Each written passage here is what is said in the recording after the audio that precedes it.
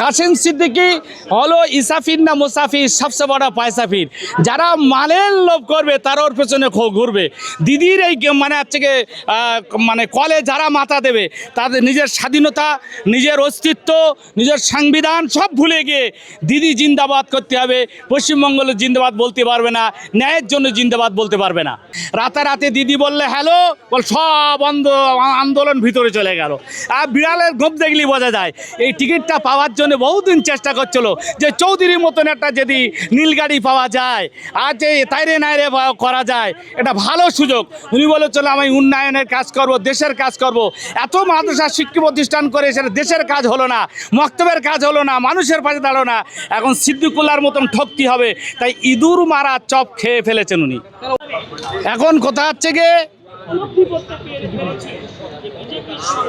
এই যত টুপিওয়ালা নেতা নেত্রী আছে, নেতারা আছেন, মানুষ দেখেছি আমরা যে কারুর যদি কোনো রোগ হয়, কারুর যদি কোনো বড় বিমার আসে, অসুস্থ হয়, সব ডাক্তার যখন ফেল হয়ে যায় টুপিওয়ালার কাছে ঝাড়ফুঁক করতে চায়। এখন মনে হচ্ছে পশ্চিমবঙ্গ সরকারের শেষ সময়, একের পর এক ধোঁকা দিয়ে দিয়ে দিয়ে শেষ সময়। তাই বিভিন্ন এলাকা থেকে কোনো মানে হচ্ছে গিয়ে টুপিওয়ালাকে দাঁড় করাচ্ছে যে এইসব প্রাক্তন এমএলএ, প্রাক্তন নেতারা আর মুখ দেখাবার কোনো জায়গায় রাখেনি। কেন?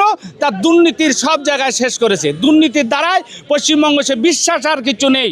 আজকে ওয়াকাফের নামে আমাদের মুখ্যমন্ত্রী ঘোষণা করেছিল কলকাতায় ওয়াকাফের জন্য কোনো মিটিং হবে না, গুলুগুলি করবেন না। কিন্তু আরএসএস ব্রিগেডের সবাই মিটিং করলো, বিজেপি মিটিং করলো। তা যাদের ভোটে মমতা মুখ্যমন্ত্রী, যাদের ভোটে তার এমএলএ এখনও থাকতে চাইছে, তাহলে তাদের প্রতিবাদ কলকাতায় হবে না, ব্রিগেডে হবে না, বিজেপির হবে, আরএসএস হবে। তাহলে জনগণ বুঝতে পেরেছে ইনি আমাদের লোক না, ইনি হচ্ছে আরএসএসের লোক। কাসেম সিদ্দিকী হলো ইসাফির না মুসাফির, সবচেয়ে বড় পয়সাফির। যারা মালের লোভ করবে তার ওর পেছনে ঘুরবে। দিদির এই মানে কলে যারা মাথা দেবে তাদের নিজের স্বাধীনতা, নিজের অস্তিত্ব, নিজের সংবিধান সব ভুলে গিয়ে দিদি জিন্দাবাদ করতে হবে। পশ্চিমবঙ্গের জিন্দাবাদ বলতে পারবে না, ন্যায়ের জন্য জিন্দাবাদ বলতে পারবে না।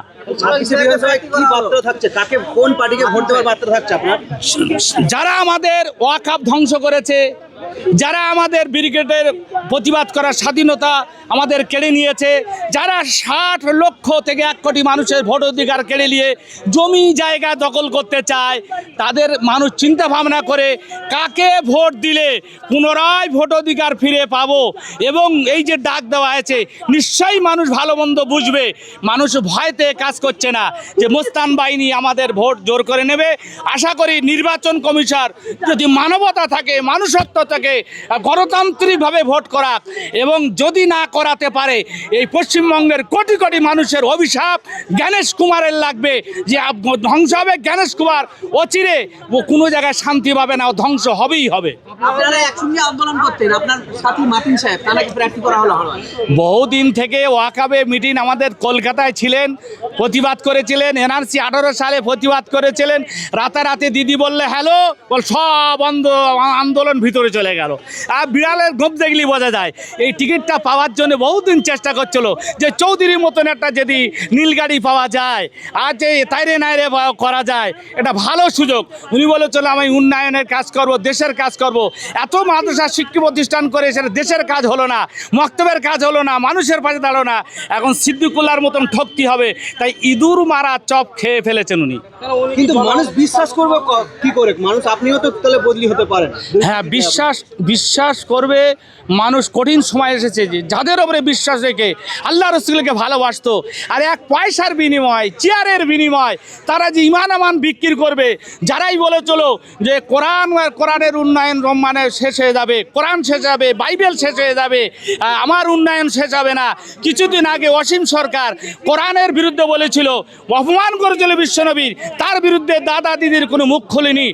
আজ সেই দলে যখন সমর্থন করবে, যখন 2 ফুলে ভোট দেবে, তখন চিন্তা ভাবনা করতে হবে বাংলার মুসলমান দলিত আদিবাসীদের যে এই ফুলে দিচ্ছি, এরাই আমার ওয়াকাফ ধ্বংস করেছে, এরাই 60 লক্ষ মানুষের অধিকার কেড়ে নিয়েছে, এরাই ব্রিগেডের সভা বা করতে দেয়নি, এরাই সব মানে আরএসএসের মতন ভিতর থেকে বন্ধু সেজে পুরো সাংবিধানিক অধিকার কেড়ে নিতে চায়। তাহলে আমি মসজিদ মাছা ধ্বংস করব, যদি বলে হ্যাঁ ধ্বংস হোক, আমিও ধ্বংস হই, আমার কবরস্থান ধ্বংস হোক, আমার মসজিদ ধ্বংস হোক, আমার ভোট অধিকার ধ্বংস হোক, আর বিজেপি যারা পশ্চিমবঙ্গে গণহত্যা করছে আমাদের করুক, তাহলে তারা দুই ফুলে ভোট দেবে। আপনি বলছেন কংগ্রেস হলে সিপিএম, না তার কোনো পার্টি এই দুই ফুল বাদ দিয়ে যে কোনো রাজনৈতিক জেতার সম্ভাবনা থাকবে, জোটবদ্ধভাবে আমার তাকে জেতানোর দরকার। আক্তার সাহেব বলছে আপনাদের এই এই সমস্ত আন্দোলনের যিনি এখন মাথা কামরুজ্জামান সাহেব, আশা করি তার কাছে প্রস্তাব দিয়েছিল এমএলএ হওয়ার, তিনি কেন যাইল, কি বলবেন? তিনি তেনার মানবতার চিন্তা ভাবনা করছে 60 লক্ষ মানুষকে ধ্বংসে রেখে, আর কিয়া হুয়া হোক্কা হুয়া এই কথা বলার জন্য দিদির দলে যারা যাবেন তারা স্বাধীনভাবে প্রতিবাদ করতে পারবেন না, বলতে পারবেন না, নিজের ধর্মে বাঁচানোর জন্য কথা বলার ক্ষমতা হারাতে হবে। তিনি চাচ্ছে আমার কাছে জনগণ আগে, আমার কাছে সংবিধান আগে, আমার কাছে বেঁচে থাকার অধিকার আগে, তাদের ছেড়ে আমি শুধু টিকিটের আশায় আমি এমএলএ এমপি হব। তাই তেনার মানবতা বাধা দিয়েছেন, মানুষত্ব বাধা দিয়েছেন, সংবিধান বাধা দিয়েছেন। তাই সংবিধান বাঁচাতে গিয়ে মানে হচ্ছে আগামী 23শে মার্চ বাংলা বন্ধ হয়, যদি মৃত্যু হয় তাও স্বীকার, পথে নামবে। যাদের ভারতবর্ষ বাঁচাতে চায়, সংবিধান বাঁচাতে চায়, সত্যিকারের যাদের জ্ঞান আছে, তারা যারা ধ্বংসকারী তাদের হাত থেকে বাঁচিয়ে আন্দোলনে নামতে বাধ্য হবে। আচ্ছা, মুখ্যমন্ত্রী বলছে যারা পুরনো আরএসএস তাদেরকে আমরা শ্রদ্ধা করি, কিন্তু নতুন আরএসএস যারা ভালো না। শোনেন, উনি কখন কি বলে তার ঠিক নেই, উনি কখন কি বলে ঠিক নেই। কিছুদিন আগে ওনার বক্তব্য শুনছিলাম যে আরএসএসকে আমি ভালো মনে করি, আবার এখন বলছে পুরাতন আরএসএস ভালো, নতুন আরএসএস খারাপ। তিনি কখন কি বলেন, এখন ভয়তে বলছেন না হচ্ছে গিয়ে মাথা ঠিক নেই, সেটা আমরা বলতে পারবো না।